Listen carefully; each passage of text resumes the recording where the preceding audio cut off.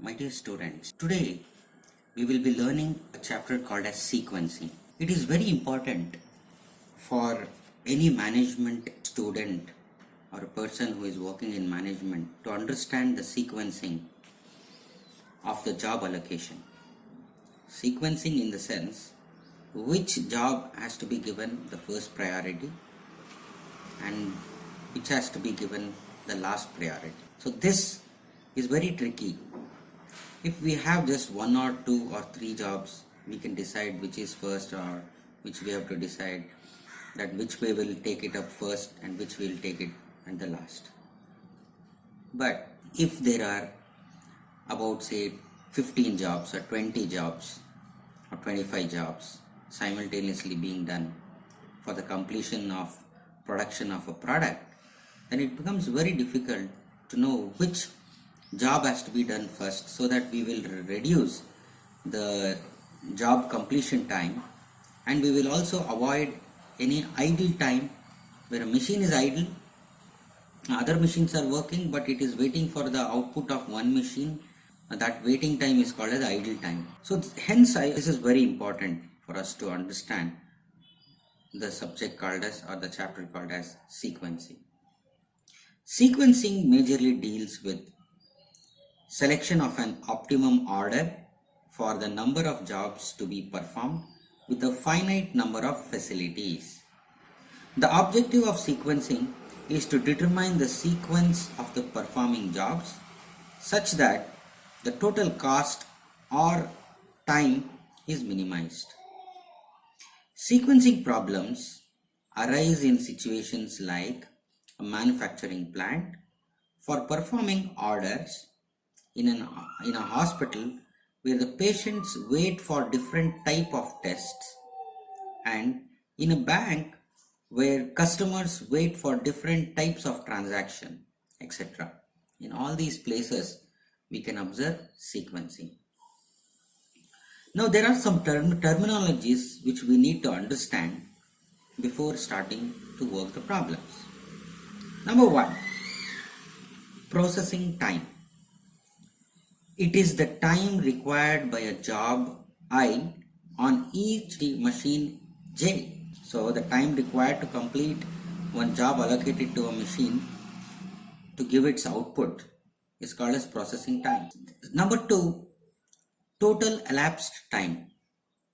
It is the time interval between the start of the first job and the completion of the last job, including the idle time, for a particular order by the given set of machines. This is called as total elapsed time. In brief, total elapsed time is the time elapsed from the start of the job till the end of the last machine job.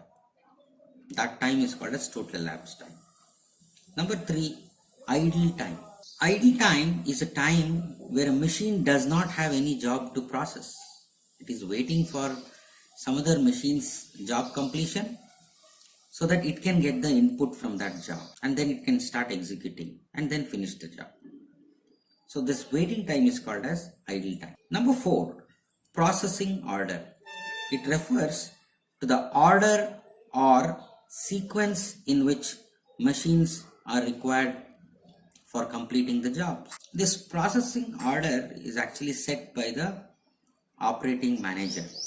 It can be first he will operate machine A and then machine B, or how we have learnt in plant layout, where after completion of a semi product from machine 1, that semi product will be an input for the machine 2, and the output of machine 2 will be a input for machine 3. So machine 3 is waiting for machine 2 to complete its work. So that waiting time is called as idle time. So but what I am trying to say, the processing order is machine 1, 2, 3, like that. So that will be decided by the operator actually. Then number 3 is number of machines. Say it is number of machines means the total number of machines involved to produce the final product. That is called as number of. With this, I would like to start up with the sequencing problem. Before that, the objective of sequencing is to determine the sequence of jobs so that all jobs are performed in a minimum completion time from the beginning of the first job till the completion of the last job. Then, what is the advantage? Advantages of sequencing is, number one, we get the information like which machines are idle and period of idle time. For how long it is idle. All these details we'll get to know. Number two, completion time needed for all jobs to be completed. These are the two major advantages. After this, in this chapter, we will be learning 4 types of sequencing problems, or I can say 4 different circumstances. Type 1 is processing n number of jobs through only 2 machines. How to tackle it? Type 2, processing n jobs through 3 machines.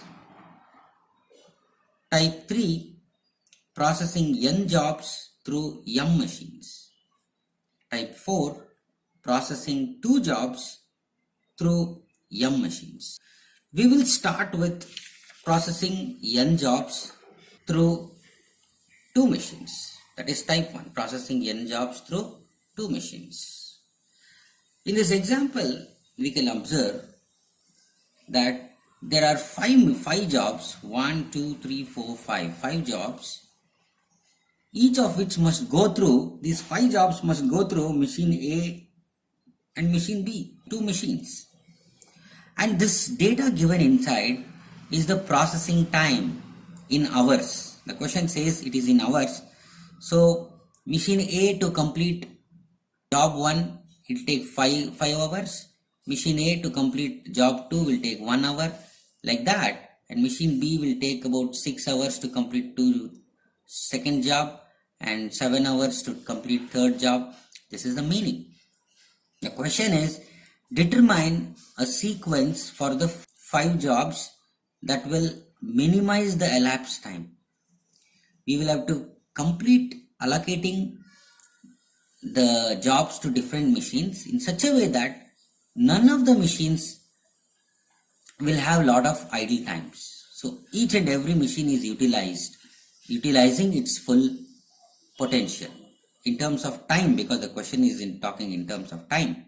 Now let us learn how this is done. Number 1, we will have to draw a row where we will have, because there are 5 jobs, so 5 boxes here, because the order in the question says in the order AB, so we will write A on this side and B on this side. If the order were to be given as in the order BA, then we would have written machine B here and machine A here. Since the order is AB, I'll write machine A here and machine B here. How to start? First, in this table we will observe which is the least processing time. The least processing time is 1. 1 belongs to machine A. So I have to make the entry on the side of machine A. What is the job name? It is 2. So I will write 2 here. After doing this, we'll just not consider this anymore. We will be worried about 1, 2 and 3, 4. These 4 columns only. Now next least in this remaining is 2. 2 belongs to machine B, so I'll make an entry from machine B side. But what is the job name? It is 1. So I'll write 1 here. So now, since we have also allocated job 1, even this is gone. Now we are only left out with these 3 jobs. Which is the least among here? It is 3.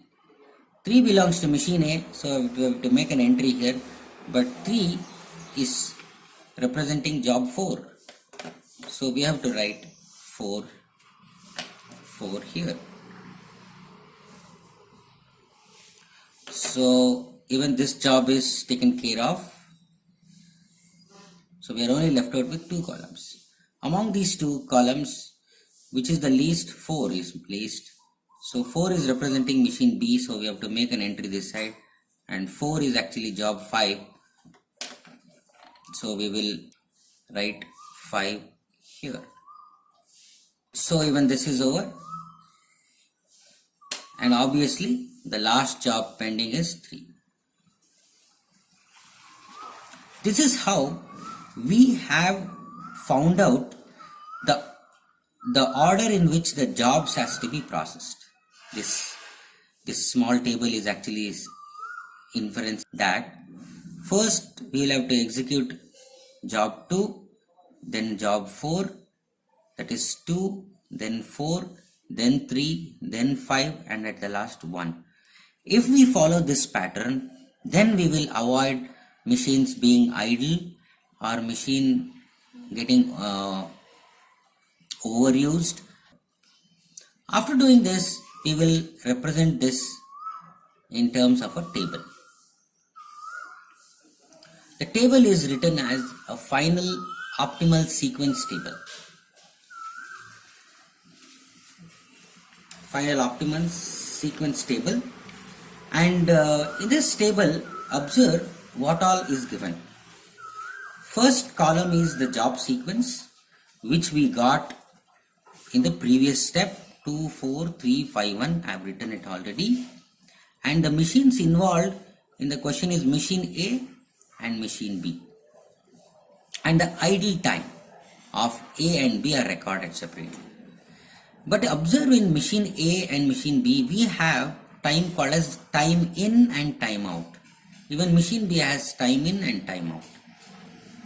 This sequence is showing that machine A will take a job in some time in, and it will give the output at time out, some time. And immediately that output will be taken by machine B as an input in some time, and then it will produce an output in some time. So these times are recorded ultimately to find out if there are any idle times in machine A and machine B. How to do this? Let us start. First, we will go with the question. So it will be easy for us to understand when we look into the question. Now what is happening is, initially any job will start at the 0th time. And observe the second job in machine A takes 1 hour of time. So 0 it will start, and to process that first job it will take 1 hour. So after 1 hour the job is over. Immediately machine 1, after giving the output of job 2 in 1 hour, it will start taking up the second job, which is job 4. Job 4, this will start at 1 hour. Immediately after completing this, it will start at 1 hour. And job 4, observe, machine A is taking 3 hours time.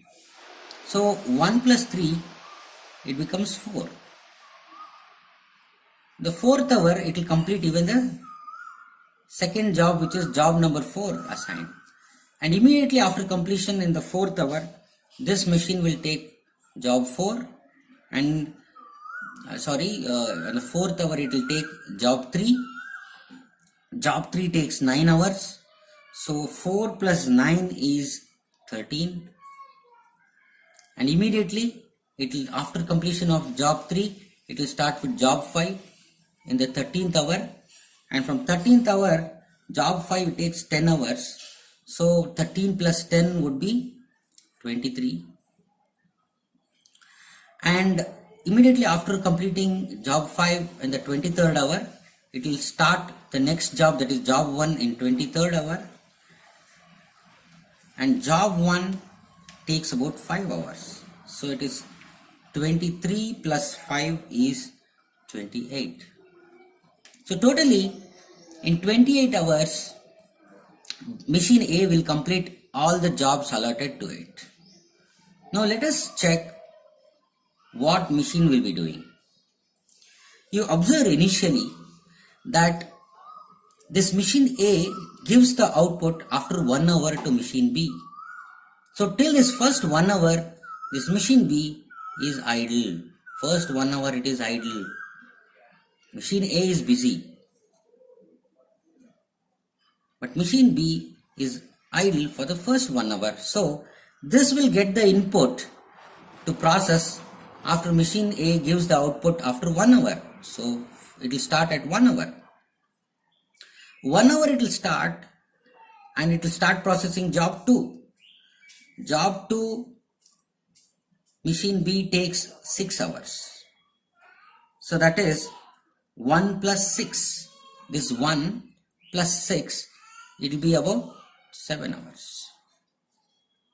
So immediately on the 7th hour, this will start working. It will take. Observe here, on the 4th hour, machine A has already given the output and the product is lying in the go down. Immediately after this, machine B completes in the 7th hour, it will take that output sent by machine A and on the 7th hour, and it will start processing job 4. Job 4 takes, machine B takes about 8 hours. So 7 plus 8 will become 15. So on the 15th hour, observe this machine A is giving its output of third job on the 13th hour. So the product is ready here. Input for machine B is ready already, and machine B will start the job 3 on the 15th hour. So job 3 on the 15th hour it will start. Machine B, job 3 is consuming about 7 hours. So it is 15 plus 7, it becomes 22. So immediately what happens? Now observe, this is what has to be observed. Now this machine job 3 is completed on the 22nd hour by machine B. Now it wants to start the job 5, but observe, machine A will give this its output on 23rd hour, but machine B is already ready to take the job 5 on the 22nd hour itself. So this machine B is again waiting for 1 hour so that it will take the output from machine A. So even though it has finished on 22nd hour, it will wait for 1 hour and it will start at 23rd hour. So we'll have to make this entry here.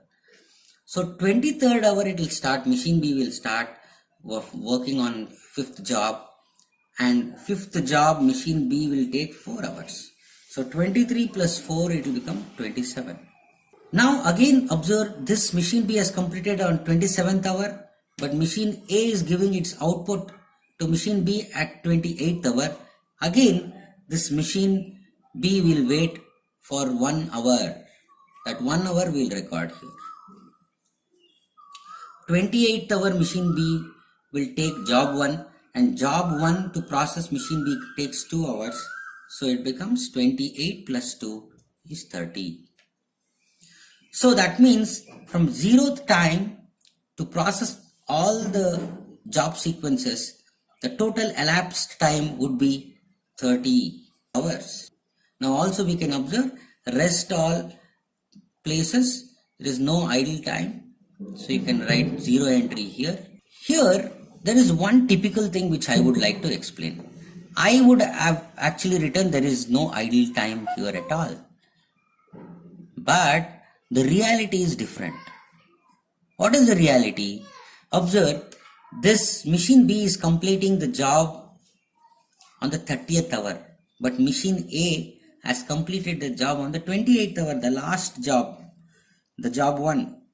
So 30th hour is the total elapsed time. Machine A would have ended its work in the 28th hour. That means to say there is 2 hours that machine A is waiting so that the full job is over.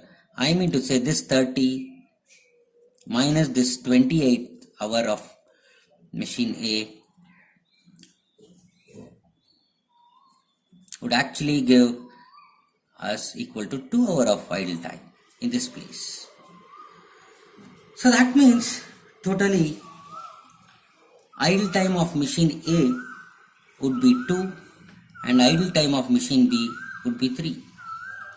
By filling all this table, we can come to the conclusion that the minimum elapsed time from job 2 to job 1 is 30 hours and the idle time on machine A is 2 hours and on machine B it is 3 hours.